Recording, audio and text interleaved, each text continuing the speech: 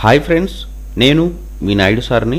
100% మీరు మాట్లాడతారు Nihali spoken English institute. ఈ వీడియోలో మనం ప్రేజల్ వర్బ్ గివ్ ఇన్ గురించి తెలుసుకోబోతున్నాం. ఈ వీడియో కనుక మీకు నచ్చినట్లయితే లైక్ చేయండి, షేర్ చేసుకోండి. షేర్ చేసుకోవడం వలన ఎంతోమంది ఇంగ్లీష్ రాని వారికి నిహాలి స్పోకెన్ ఇంగ్లీష్ని పరిచయం చేసిన వారు అవుతారు.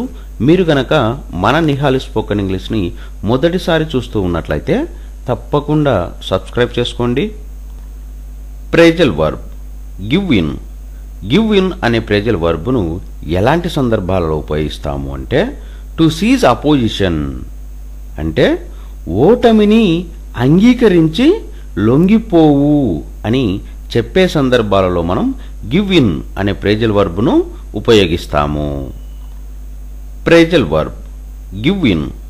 గివ్ ఇన్ అనే ప్రేజల్ వర్బ్ను ఎలాంటి సందర్భాలలో ఉపయోగిస్తాము అంటే, టు సీజ్ అపోజిషన్ అంటే ఓటమిని అంగీకరించి లొంగిపోవు అని చెప్పే సందర్భాలలో మనం గివ్ ఇన్ అనే ప్రేజల్ వర్బ్ను ఉపయోగిస్తాము.